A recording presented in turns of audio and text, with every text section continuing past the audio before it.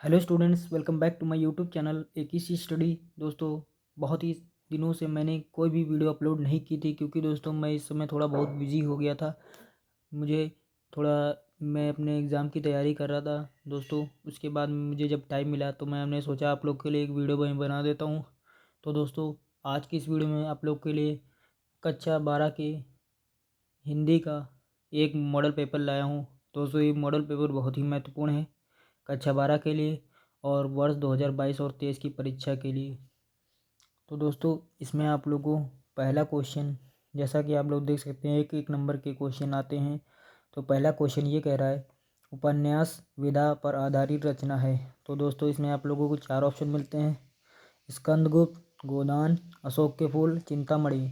इसमें से जो सही हो उस पर टिक कर लीजिएगा। अब प्रश्न नंबर खा कह रहा है, क्या भूलूं क्या याद करूं, रचना किस विधा पर आधारित है। दोस्तों, इसमें भी आप लोग को 4 ऑप्शन मिलते हैं।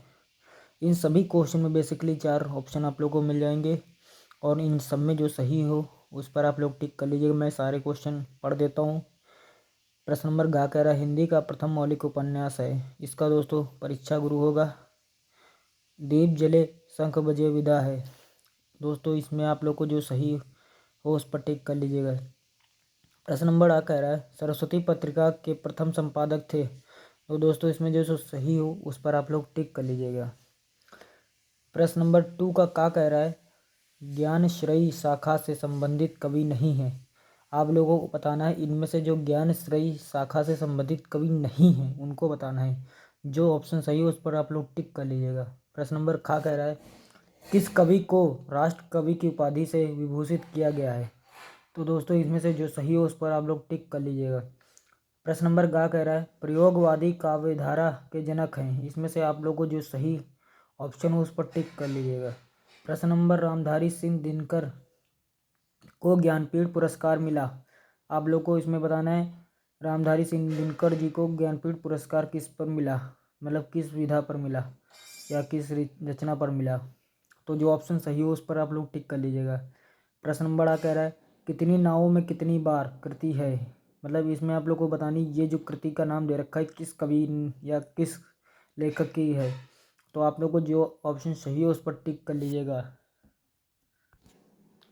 अब दोस्तों, प्रश्न नंबर 3 कह रहा है, दिए गए गद्यांश पर आधारित निम्नलिखित प्रश्नों के उत्तर दीजिए। आप लोग को यहाँ पर गद्यांश दे रखे, 2 गद्यांश दे रखे। इसमें से जो आप लोगों को आता हो उस पर उसका आप लोग अर्थ लिख के और उसके क्वेश्चन दिए गए जो हैं उनका आंसर दे के आप लोगों को 10 नंबर मिल जाएगा। यानी कि आप लोगों को यहाँ पर 10 नंबर मिलेंगे। आप लोगों को जो आता हो उसको कर लीजिएगा।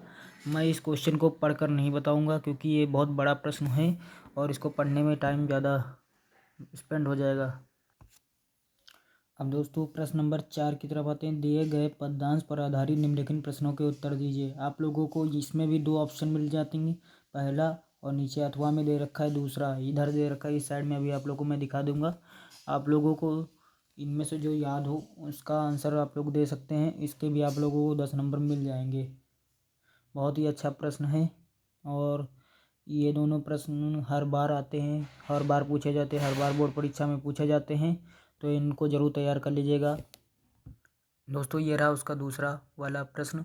इसका आप लोग देख लीजिए, जैसा कि ये यहाँ से यहाँ तक दे रखा है और इसके ये क्वेश्चन दे रखे हैं। इनको आप लोग ज़रूर तैयार कर लीजिएगा, बहुत ही इंपॉर्टेंट क्वेश्चन है। और दोस्तों, अब आ जाते हैं क्वेश्चन नंबर 5 की तरफ। क्वेश्चन नंबर 5 में कह रहा है, निम्नलिखित में किसी एक लेखक का साहित्यिक परिचय देते हुए उनकी प्रमुख रचनाओं का उल्लेख कीजिए। अधिकतम शब्द सीमा भी दे रखी है, आप लोग 80 शब्दों में लिखना है। आप लोगों को इसमें 3 ऑप्शन मिल जाते हैं, डॉक्टर हजारी प्रसाद द्विवेदी जी और जी सुंदर रेड्डी जी, डॉक्टर APJ अब्दुल कलाम। आप लोगों को इन तीनों में जो जिसका जीवन परिचय याद हो और उनका साहित्यिक परिचय याद हो आप लोग इन उसका कर दीजिएगा और उनका प्रमुख रचनाएं भी लिख दीजिएगा। आप लोगों को उसके 5 नंबर मिल जाएंगे। अब आ जाते हैं प्रश्न नंबर खा की तरफ। निम्नलिखित में से किसी एक कवि का साहित्यिक परिचय देते हुए उनकी प्रमुख कृतियों का उल्लेख कीजिए। अधिकतम शब्द सीमा इसमें भी 80 शब्द दे रखे हैं। इसमें भी आप लोगों को 3 ऑप्शन मिल जाएंगे, मैथिली शरण गुप्त जी, जयशंकर प्रसाद जी, सच्चिदानंद हीरानंद वात्स्यायन अगेय जी। इन लोगों का आप लोगों को जीवन परिचय करके और उनका साहित्यिक परिचय भी कर देना है और उनकी प्रमुख रचनाएं भी लिख देनी है। इसके भी आप लोग को 5 नंबर मिल जाएंगे। अब आ जाते हैं प्रश्न नंबर 6 की तरफ।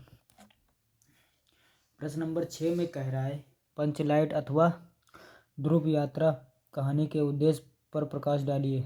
अधिकतम शब्द सीमा इसमें भी दे रखी है 80 शब्द। आप लोग को शब्द सीमा के अंदर ही करना है। पंचलाइट अथवा ध्रुव यात्रा की कहानी का उद्देश्य पर प्रकाश डालना है। आप लोगों को अगर पंचलाइट याद हो तो पंचलाइट करिएगा, अगर ध्रुव यात्रा याद हो तो ध्रुव यात्रा भी कर सकते हैं। यानी कि इसमें आप लोगों को 2 ऑप्शन दे रखे हैं। अब यहाँ पर अथवा में भी दे रखा है, यानी कि आप लोग इसमें से भी एक ऑप्शन आप लोगों को मिल जाएगा, मतलब 2 ऑप्शन। पंचलाइट अथवा ध्रुव यात्रा का उद्देश्य भी कर सकते हैं या तो कहानी का कथा वस्तु भी लिख सकते हैं। तो आप लोग को जो याद हो वो कर दीजिएगा। स्वपठित खंड काव्य के आधार पर किसी एक खंड के प्रश्न का उत्तर दीजिए। अधिकतम शब्द सीमा इसमें भी 80 दे रखी है, 80 शब्दों की। इसमें आप लोगों को बताना है ये मुक्ति यज्ञ, सत्य की जीत, रश्मिरथी, आलोक व्रत, त्यागपथी। इसमें से जो आप लोगों ने याद किया हो उसे आप लोग कर सकते हैं। इसके आप लोगों को 5 नंबर मिल जाएंगे।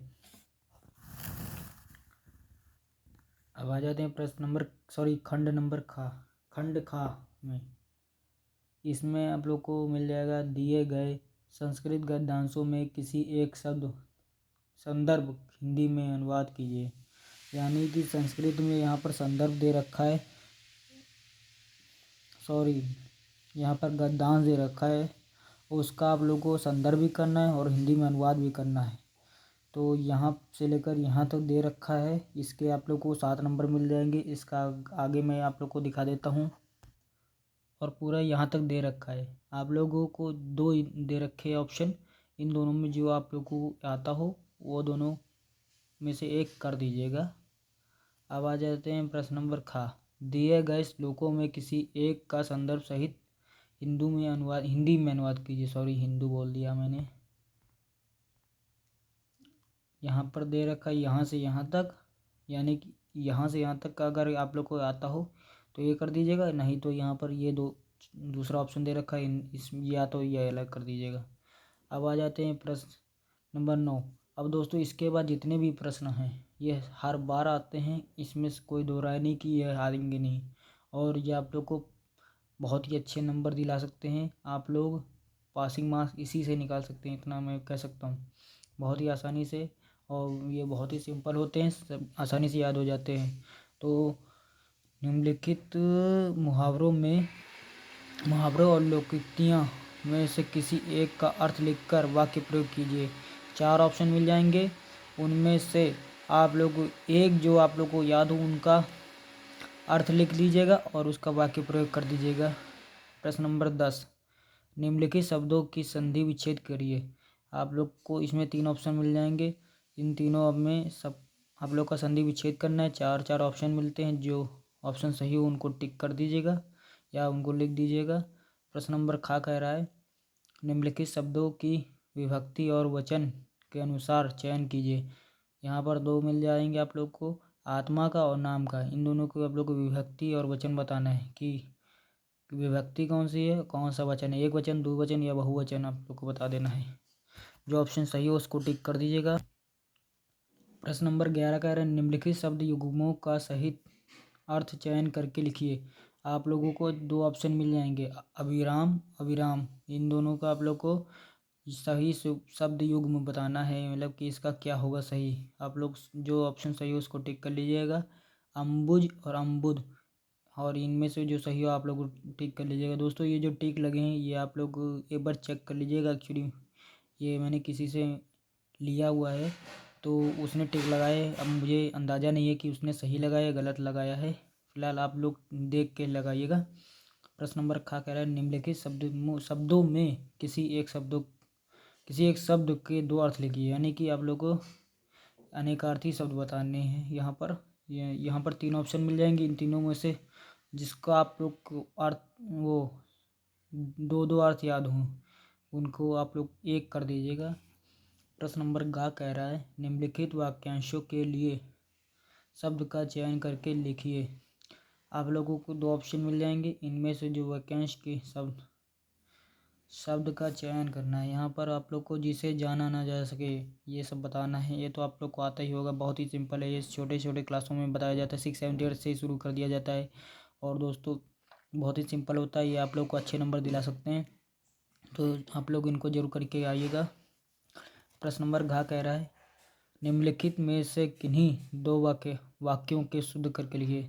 आप लोग को 2 वाक्यों को शुद्ध करके लिखना है। यहाँ पर भी आप लोग को 4 ऑप्शन मिल जाते हैं, चारों में से जो 2 आपको याद हो उनको कर दीजिएगा। अब आ जाते हैं प्रश्न नंबर 12 की तरफ। प्रश्न नंबर 12 कह रहा है श्रृंगार रस अथवा करुण रस का के स्थायी भाव के साथ उनकी परिभाषा लिखिए। आप लोग को इन दोनों में जो आपको परिभाषा और का स्थायी भाव याद हो वो आप लोग कर दीजिएगा। इस और प्रश्न नंबर खा कह रहा है अनुप्रास अलंकार अथवा उपमा अलंकार के लक्षण का उदाहरण सहित लिखिए। आप लोग को अनुप्रास अलंकार अथवा उपमा अलंकार का लक्षण और उदाहरण भी लिखना है। प्रश्न नंबर गा कह रहा है चौपाई अथवा कुंडलियाँ छंद के लक्षण एवं उदाहरण लिखिए। आप लोग को चौपाई छंद अथवा कुंडलिया छंद का लक्षण भी बताना, उदाहरण भी लिखना है। इसके आप लोग को 2-2 नंबर मिल जाएंगे। प्रश्न नंबर 15 कह रहा है किसी माध्यमिक विद्यालय में लिपिक की रिक्त पद पर नियुक्त हेतु विद्यालय के प्रबंधक प्रधानाचार्य को पत्र लिखिए। आप लोग को पत्र लिखना है यहाँ पर। इसके आप लोग को 6 नंबर मिलेंगे। बहुत ही सिंपल है, आप लोग कर दीजिएगा। या तो इसके अथवा में दे रखा है अपने क्षेत्र में प्रदूषण से उत्पन्न स्थिति का वर्णन करते हुए किसी दैनिक समाचार पत्र के संपादक को एक पत्र लिखिए। इन दोनों में जो आप लोग को याद हो वो कर दीजिएगा।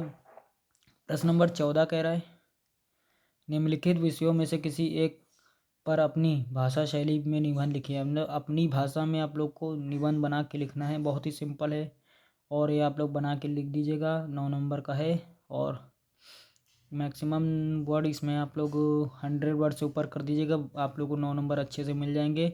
जो आप लोग को ज़्यादा आसान लगे यहाँ पर 5 ऑप्शन मिलते हैं। देशाटन के लाभ, मानव जीवन में वनों की उपयोगिता, राष्ट्रीय एकता, मेरा प्रिय साहित्यकार, विज्ञान वरदान या अभिशाप। जो आप लोग को याद हो वो कर दीजिएगा। ये दोस्तों बहुत ही इम्पोर्टेंट मॉडल पेपर है, आप लोग इसको ज़रूर तैयार कर लीजिएगा। मैं गारंटी देता हूँ इसमें कुछ न कुछ क्वेश्चन आप लोग के बोर्ड एग्ज़ाम में ज़रूर फंसेंगे। तो आप लोग जो मैंने बताए हैं वो ज़रूर तैयार कर लीजिएगा। मिलते हैं अगली वीडियो में।